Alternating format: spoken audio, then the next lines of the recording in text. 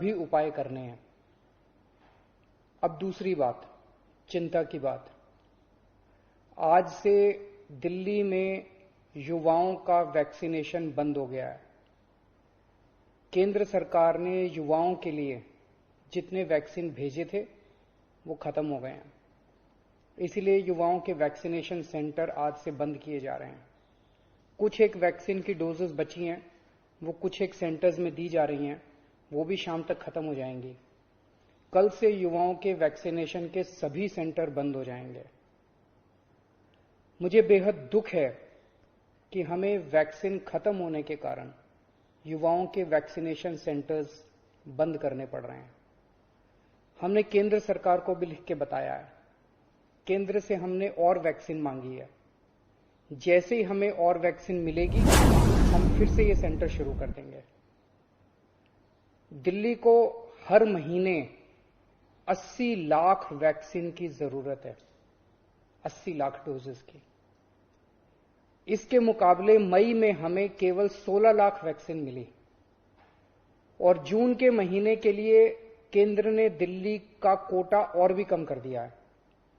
केंद्र सरकार से हमें जो चिट्ठी आई है कि जून में हमें केवल 8 लाख वैक्सीन दी जाएगी। मई में 16 लाख दी थी, जून में 8 लाख देंगे।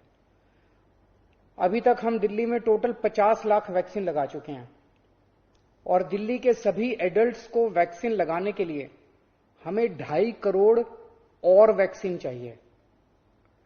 अगर इसी रफ्तार से दिल्ली के एडल्ट्स, अगर इसी रफ्तार से हम चले, 8 लाख वैक्सीन हर महीने मिली तो दिल्ली के एडल्ट्स को ही वैक्सीन लगाने में 30 महीने लग जाएंगे, 30 महीने से भी ज्यादा। तब तक तो न जाने कितनी और कोरोना की लहरें आएंगी, न जाने कितने और लोगों की मौत हो जाएगी। तीसरी लहर से दिल्ली और देश को बचाने का एक ही तरीका है, कम से कम समय में अधिक से अधिक लोगों को वैक्सीन की सुरक्षा दी जाए। बेड, आईसीयू, ऑक्सीजन, दवाई, इन सब की तैयारी तो हम लोग कर रहे हैं, लेकिन कोरोना के घातक असर से बचाने में वैक्सीन ही सबसे ज्यादा असरदार हथियार है। वैक्सीन की कमी केवल सरकार की चिंता नहीं है, आम आदमी भी वैक्सीन के इस संकट से बहुत डरा हुआ है। कल एक अम्मा का फोन आया, बोली मुझे और मेरे बेटे को वैक्सीन लगवानी है। मैंने पूछा अम्मा कितनी उम्र है दोनों की? बोली मेरी उम्र 65 साल है, मेरे बेटे की उम्र 35 साल। मैंने कहा अम्मा युवाओं की वैक्सीन तो खत्म हो गई, आपको लगवा दूंगा। थोड़ा सोच के बोली अच्छा मेरे वाली वैक्सीन मेरे बेटे को लगवा दूंगा, वो नौकरी के लिए घर से बाहर जाता है, मैं तो बूढ़ी हो गई, उसे तो आगे परिवार भी संभालना है, इसलिए उसका सुरक्षित रहना जरूरी है। यह सुन के दिल में बहुत पीड़ा हुई। आज वैक्सीन की कमी की वजह से देश में बेहद मुश्किल हालात पैदा हो गए। अगर देश में किसी पिता, किसी बेटे, किसी भाई, किसी मां, किसी बहन के सामने यह धर्म संकट है कि वो खुद वैक्सीन ले या अपने परिवार के युवाओं के लिए छोड़ दे, तो इससे ज्यादा दुखद बात और क्या हो सकती है। कोरोना से लोगों की जान बचाने के लिए हमें देश में वैक्सीन की उपलब्धता तुरंत बढ़ानी पड़ेगी। इसके लिए केंद्र सरकार को मेरे 4 सुझाव हैं। पहला, भारतीय बायोटेक कंपनी जो कोवैक्सीन बनाती है, वो अपनी वैक्सीन का फॉर्मूला दूसरी कंपनियों को देने को तैयार हो गई है। देश में वैक्सीन बनाने वाली ढेरों कंपनियां हैं। केंद्र सरकार तुरंत उन सभी कंपनियों को बुलाए और उन्हें आदेश दे, उनसे रिक्वेस्ट ना करे, उन्हें आदेश दे कि वे सभी कंपनियां युद्ध स्तर पर समयबद्ध तरीके से वैक्सीन बनाना तुरंत चालू करें। मैं पूरी विनम्रता से कहना चाहता हूं कि इन सभी कंपनियों को अगले 24 घंटे में बुलाकर ये आदेश दिए जाएं। मेरी बात को अन्यथा ना लिया जाए। इस वक्त एक एक दिन कीमती है, इसलिए मैं ये बात कह रहा हूं। दूसरा सुझाव, सभी विदेशी वैक्सीन, जितनी विदेशी वैक्सीन है उनको भारत में इस्तेमाल करने की तुरंत इजाजत दी जाए। ये भी 24 घंटे में होना चाहिए, इसमें भी बिल्कुल देरी ना की जाए।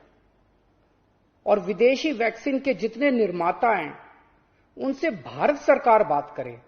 अभी भारत सरकार ने राज्यों पे छोड़ दिया कि स्टेट्स बात करें, हर राज्य अपने अपने स्तर पे विदेशी कंपनी वालों से बात करे।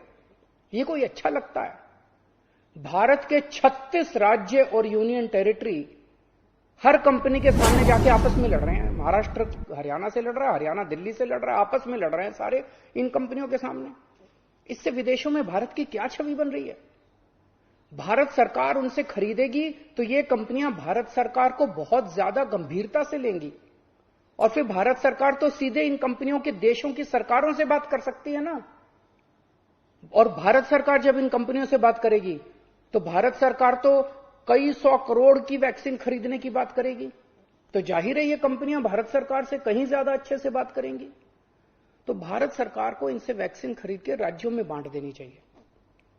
तीसरा सुझाव, कुछ देश ऐसे हैं, पढ़ने में आ रहा है मीडिया में, कि जिन्होंने जरूरत से ज्यादा वैक्सीन जमा कर रखी है।